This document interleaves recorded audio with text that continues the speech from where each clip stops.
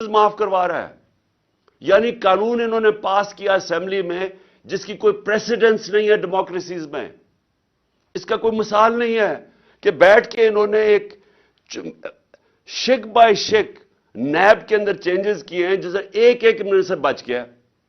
اور چوریاں میں پھر سے ریپیٹ کرتا ہوں, یہ جو کرپشن ہمارے دور کے نہیں ہیں, یہ پرانے ہیں. یہ ان کے اپنے دور کے سارے کیسز ہیں جو انہوں نے معاف کروا لیے.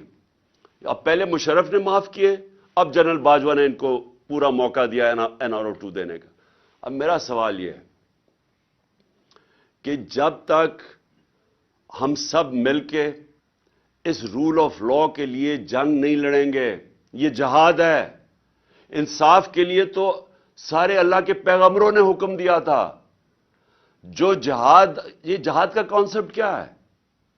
جہاد کا ہر کوئی جہاد کہتا ہے. جہاد کی سب سے بڑی چیز ہے نا انصافی, ظلم کا مقابلہ کرنا جہاد ہے. حضرت علی کا قول ہے کہ کفر کا نظام چل جائے گا لیکن نا انصافی اور ظلم کا نظام نہیں چل سکتا, اس لیے پاکستان کا نظام نہیں چل رہا. تو جب تک ہم مل کے مقابلہ نہیں کریں گے کہ یہ جو لوگ طاقتور اوپر آ کے بیٹھ گئے ہیں اور قانون سے اوپر اپنے آپ کو کر لیا, یہ کیسے ہو سکتا ہے کہ ایکس پرائم منسٹر, سب سے بڑی پارٹی کا ہیڈ, میں اپنی FIR نہیں رجسٹر کروا سکا. مجھے بتائیں, عام آدمی جو آتا ہے محنت کر کے اوورسیز پاکستانی اور پاکستان میں انویسٹمنٹ کرتا ہے, اس کا طاقتور سے ٹاکرا ہو جائے تو اس کو کون بچائے گا؟ مغرب میں اس کو بچاتے ہیں. ان کا جو لا ہے وہ پروٹیکٹ کرتا ہے کمزور کو, جس کو انصاف کہتے ہیں. حضرت ابو بکر جب خلیفہ بنے, پہلے تو نبی صلی اللہ علیہ وسلم نے سب سے پہلے عدل اور انصاف قائم کیا مدینہ میں. حضرت ابو بکر خلیفہ بنے, ان کی پہلی سٹیٹمنٹ سن لیں کہ کمزور اور طاقتور کو میں قانون کے سامنے ایک برابر کروں گا, انصاف قائم کروں گا. حضرت عمر خلیفہ بنے, سب سے پہلے انہوں نے کہا کہ میں انصاف قائم کروں گا. حضرت علی کی پہلی سٹیٹمنٹ پڑھ لیں, انصاف قائم کروں گا. بڑی دیر کے بعد عمر بن عبدالعزیز آئے, اس کے کئی سالوں کے بعد, انہوں نے سب سے پہلے انصاف قائم کیا.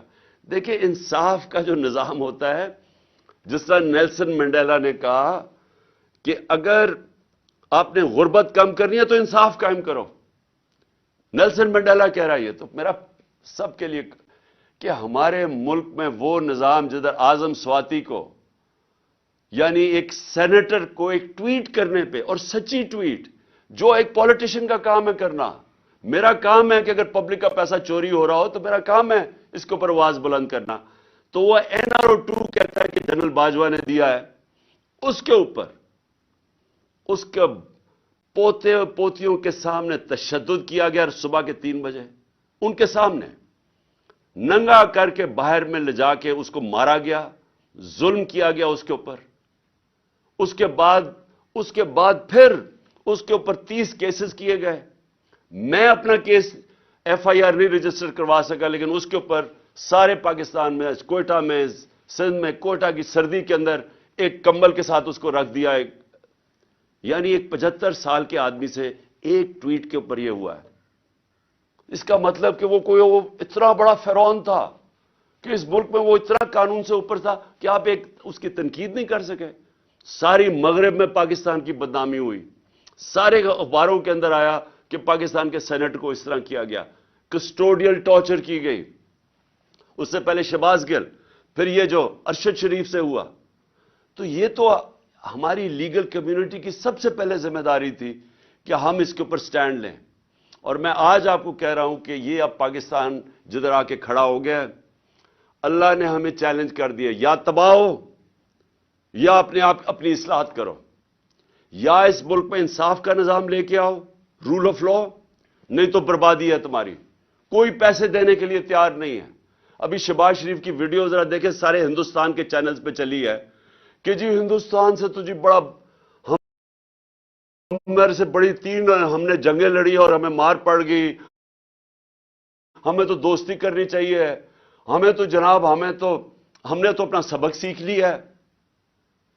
یعنی یہ اس ملک ہم گر گئے ہیں کہ ملک کا وزیر اعظم ہندوستان, جس نے کشمیر کے اوپر ظلم کیا ہے, جس نے کشمیریوں کا جو انٹرنیشنل کمیونٹی نے رائٹ دیا تھا، رائٹ آف سیلف ڈٹرمنیشن، وہ نہیں دیا، اور پھر اسٹیٹہڈ ان کی لے لی ہے، اور ہمیں ہی وہ جا کے کہہ رہا ہے کہ جی ہندوستان سے ہمیں تو بڑی دوستی کرنی چاہیے، کوئی فکر نہیں کہ کشمیریوں کی قربانیاں، کوئی فکر نہیں نظریہ پاکستان کے کسی مقصد کے لیے ملک بنا تھا۔ یہ آج حالت آ گئی ہے کیونکہ ہر جگہ پیسے مانگتے پھر رہے ہیں، اپنا پیسہ ان ساروں نے باہر رکھا ہوا ہے اور دوسروں کو کہہ رہے ہیں جی پاکستان میں پیسہ بھیجو۔ میں آج آخر میں اپنی لیگل کمیونٹی کو یہ کہنا چاہتا ہوں، دیکھیں یہ ہے جہاد، میں اس کو پولیٹکس نہیں سمجھتا، یہ انصاف کی جہاد ہے جو میں 26 سال پہلے لے کے نکلا تھا، انصاف کی تحریک۔ میں تب بھی، کیونکہ میں مغرب دیکھ چکا تھا، مجھے تو پتہ چل گیا تھا کہ امیر اور غریب ملکوں میں فرق ہی ایک ہے، کہ امیر ملکوں میں انصاف ہے، غریب ملکوں کے اندر انصاف نہیں ہے، فرق ہی ایک ہے، وسائل کی وجہ سے نہیں ہوتے۔ تو میں تب سے یہ پوری کیمپین کر رہا ہوں، آزاد عدلیہ کی میں نے پوری شرکت کی، جیل میں مجھے ڈالا اس پہ، اب پھر نکلا ہوا ہوں کہ یہ کیسے ہو سکتا ہے کہ جناب ایک ایجنسیز کے آدمی کا نام آ گیا تو میں ایف آئی آر ہی نہیں کاٹ سکتا۔ مجھے پتہ ہے انہوں نے کیا ہے، میں پہلے سے بتا رہا تھا کہ پلان بنا ہوا ہے، میں نے اس کے اوپر پورا، مجھے یہ سارا جب پلان انہوں نے ویڈیو بنائی اور یہ جو کیمپین کی، اسٹیٹ ٹی وی کے اوپر اشتہار چلائے کہ عمران خان نے توہین رسالت کی ہے اور توہین مذہب کی ہے، اور پورا پروپیگنڈا کر کے میں نے تب کہا کہ یہ دینی انتہا پسند کے ذریعے میرے اوپر واردات کریں گے۔ میں نے 2 مہینے 1.5 مہینے پہلے جلسے میں کہہ دیا تھا یہ پلان ان کا یہ ہے، مجھے پتا تھا اس کے پیچھے کون ہے، 3 نام میں نے لیے، میں ابھی بھی مجھے پتا ہے کہ انہوں نے کیا ہے، ہر چیز انہوں نے کیا۔ اس کے بعد پہلے جو انہوں نے پولیس والوں کو کنٹرول کیا، جس طرح پولیس والے جس نے ویڈیو بنائی وہ جے آئی ٹی کے سامنے اسے انکار کر دیا آنے سے، سی ٹی ڈی والوں نے جنہوں نے دوسری ویڈیو بنائی ان سے پوچھا، انہوں نے انکار کر دیا آنے کو۔ کون ان کو حکم کر رہا تھا؟ ہماری گورنمنٹ ہے پنجاب میں، لیکن اپنی پولیس ہماری بات نہیں سن رہی، کیونکہ ہمارے سے بھی طاقتور لوگ بیٹھے ہوئے ہیں یہاں جو فیصلے کرتے ہیں ملک کے بند کمروں میں، جو اتنے طاقتور ہیں کہ پولیس گورنمنٹ کی نہیں سن رہی ہے، الیکٹڈ گورنمنٹ کی، وہ سن رہی ہے اوپر سے طاقتور جو چاہتے نہیں ہے انصاف ہو، جو روک رہے ہیں انصاف کو۔ پولیس بھی نہیں آ رہی، اور پھر جو 4 سی ٹی ڈی کے جو ہماری جے آئی ٹی کے ممبرز تھے، چاروں نے جا کے کوئی اور بیان دے دیا جا کے عدالت میں، جب ان کی سٹیٹمنٹس ہیں، اور عدالت کہہ دیتے ہیں جی ایک ہی شوٹر تھا۔